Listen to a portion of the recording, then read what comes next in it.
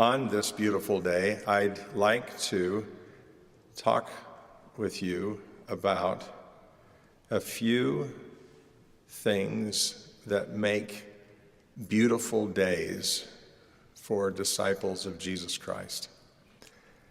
And I would consider all of us to be disciples of Jesus Christ.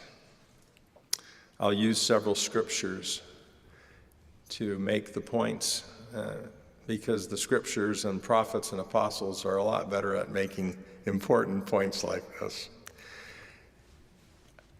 We'll use Moses 5, verses 4 through 9.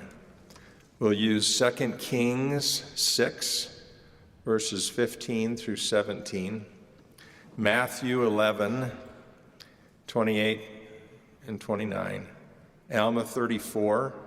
Don't you just love Alma and all of it? Alma 34, 31 and 32. And Doctrine and Covenants, section 50, verse 24. Beginning with Moses.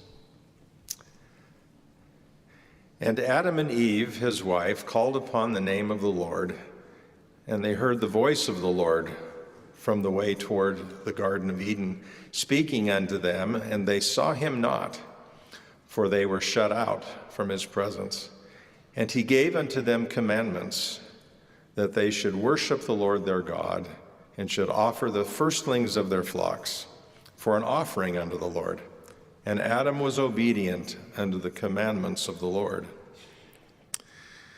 Brothers and sisters, on a day maybe just as beautiful as this very day, our first parents, Adam and Eve, prepared an offering to the Lord, just as they had done for quite some time. But on this particular day, the scriptures record, and after many days an angel of the Lord appeared unto Adam, saying, Why dost thou offer sacrifice unto the Lord? And Adam said unto him, I know not, save the Lord commanded me. And then the angel spake, saying, This thing is a similitude of the sacrifice of the only begotten of the Father, which is full of grace and truth. Wherefore thou shalt do all things thou doest in the name of the Son, and thou shalt repent, and call upon God in the name of the Son forevermore. And at the beginning of verse 9, the scriptures record, and in that day the Holy Ghost fell upon Adam. I've thought about this. In that day. Which day? What day was it that the Holy Ghost fell upon Adam? We know that Adam received commandments, and he was faithful to those commandments. In fact, an angel appeared and said, Why are you doing this thing? And Adam said, I know not. Maybe today we would say, I don't know. I don't know why I'm doing this. What I do know is that Heavenly Father asked me to. And so I keep the commandment. Immediately upon this declaration from his heart, I do this because I love God more. That's my interpretation. Immediately upon that declaration, the Holy Ghost began to teach Adam and Eve. The Holy Ghost taught them of the significance of this specific commandment and what they were doing as a way of sacrifice. And then the scripture goes on to tell us that the Holy Ghost taught them even more. Which day was it that the Holy Ghost fell upon Adam and Eve? It was on the day that they declared, whatever it is Heavenly Father asks us to do, we'll do it. Even if we don't understand exactly why or just exactly what, but if Heavenly Father asks us to, we'll do it. There have been a lot of times in my life that I've had questions and wondered about things. Sometimes we, especially in today's world, we want to know answers before we're willing to do things. We want to understand completely before we say, I will. Interestingly, Heavenly Father's plan for us is to exercise faith in Jesus Christ and his atonement first. And as we faithfully exercise faith in Jesus Christ and his atonement, the blessing is we then receive further light and knowledge related to what we've been asked to do. In that day, which day? The day that we say, whatever Heavenly Father asks, I'll do it. I'll do it faithfully. I'll do it with all my heart. I'll do it without question. As a result of Adam and Eve's humble obedience, they were given the Holy Ghost to teach and comfort them. Brothers and sisters, just like this beautiful day today, it's a beautiful day when we show our love to the Lord with our unqualified obedience. Let's move to 2 Kings chapter 6. And I'll use verses 15 and 16 to help demonstrate the point. On another day in the history of the world, the Syrian armies were coming against Israel. Israel was in camp. The Syrians found out by spies and others where they were at, and the Syrians came all around them.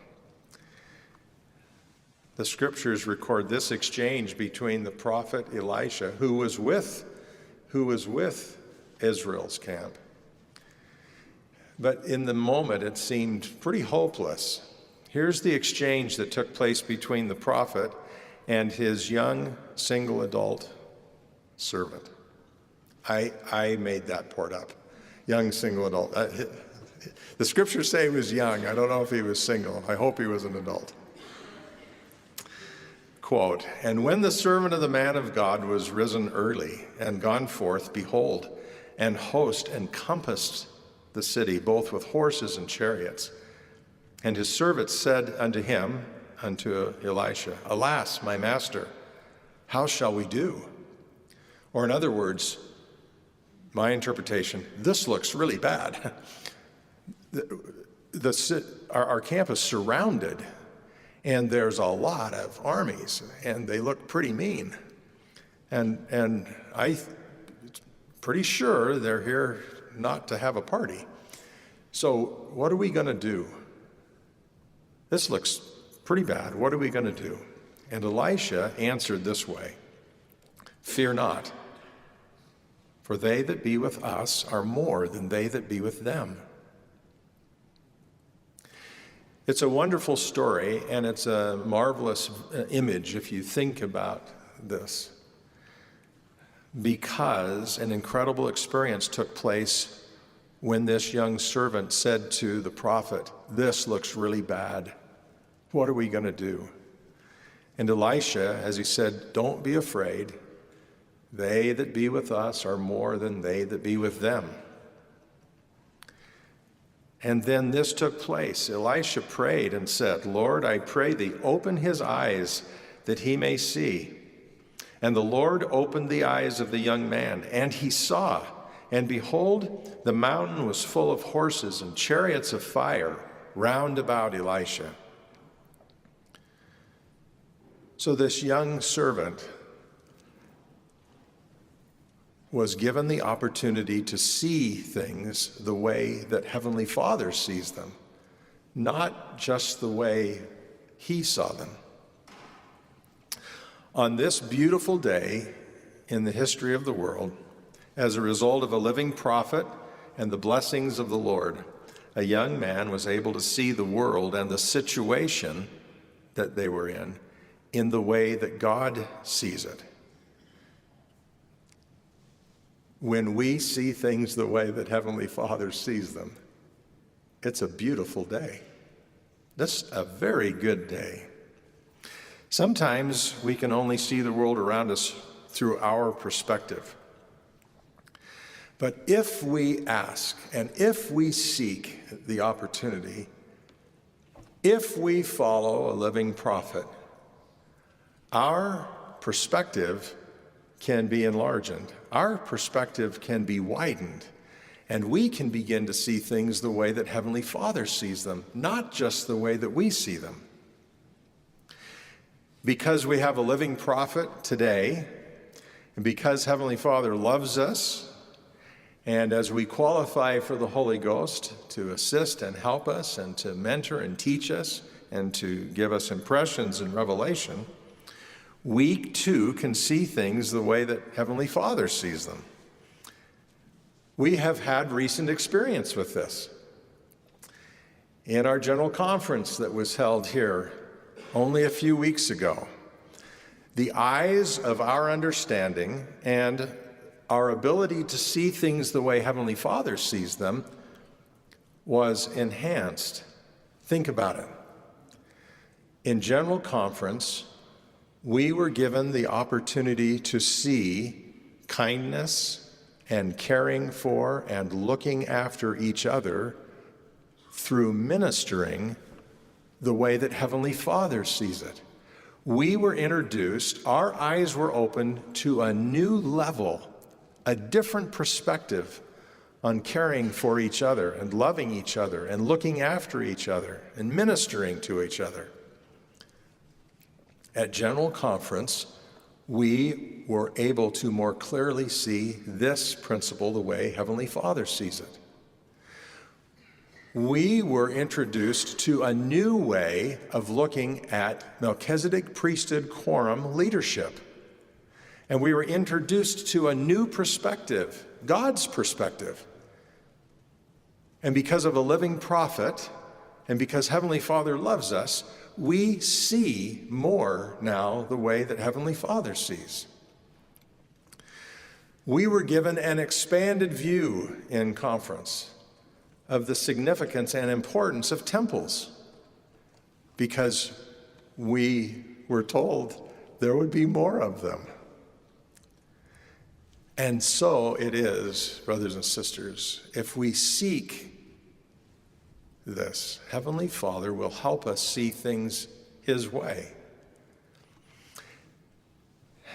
Maybe the most important thing for us to know is that there is more for us to see in God's glorious plan.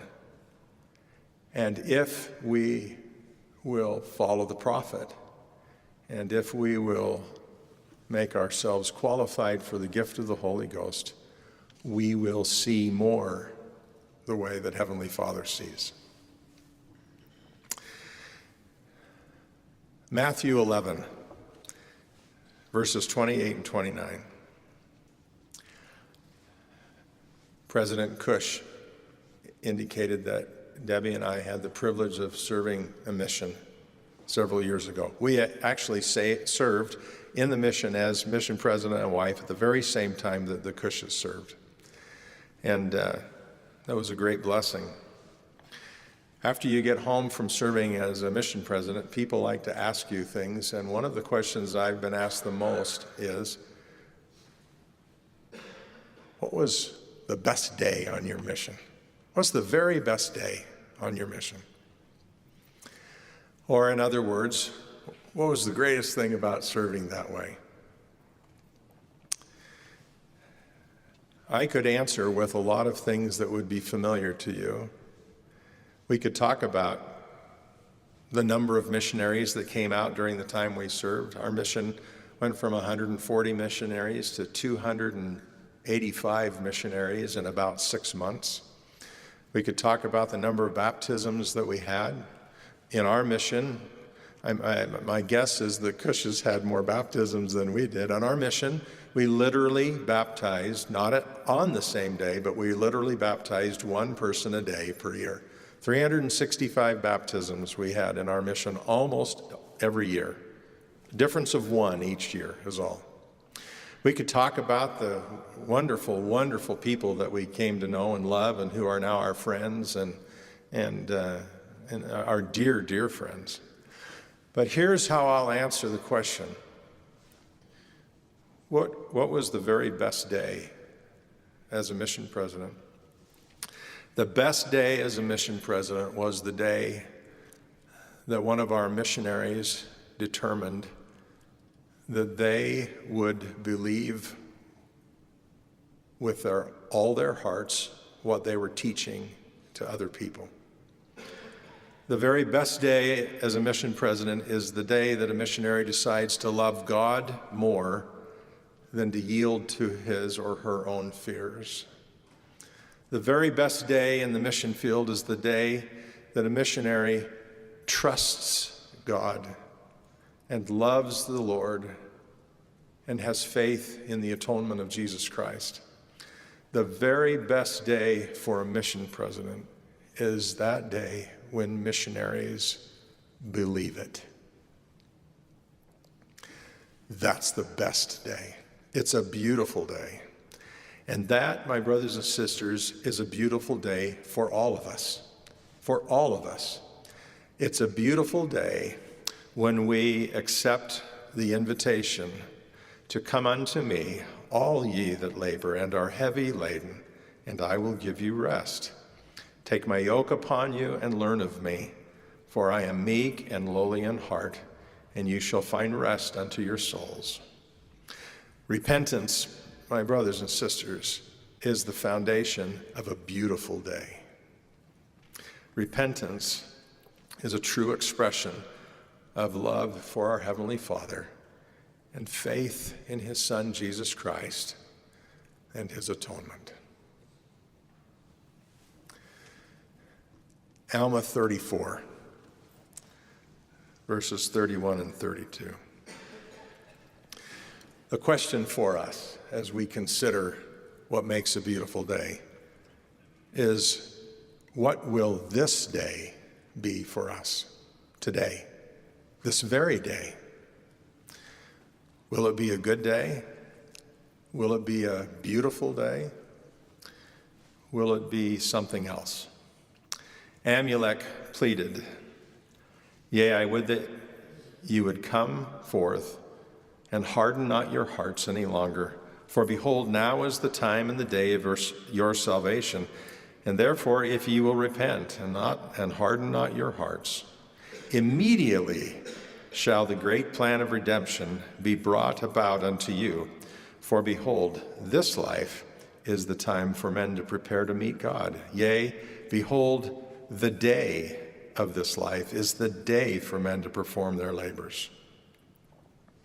Brothers and sisters, as we obediently offer our hearts to Heavenly Father today, and as we humbly ask in the name of Jesus Christ for the opportunity to see things the way that Heavenly Father sees them, and as we humbly repent and improve today, Heavenly Father will bless us with a beautiful day.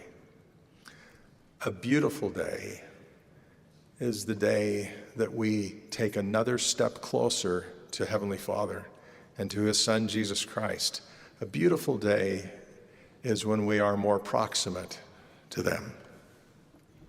A beautiful day is the kind of day that the prophet Joseph Smith described as he said, "That which is of God is light, and he that receiveth light and continueth in God receiveth more light, and that light groweth brighter and brighter until the perfect day." Thanks be to God for the hope of a beautiful, even a perfect day. In the name of Jesus Christ. Thank you for joining us for Devotional here at Ensign College today. We encourage you to share your thoughts and comments, and also to share this link with someone who might benefit from the message. Here at Ensign College, we believe that God can help us grow both spiritually and professionally, and we offer programs like accounting, social media marketing, medical assisting, and many more. If you would like to learn more about the programs we offer, scan the QR code on the screen or click in the link down below. And make sure to like and subscribe and join us next time for Devotional.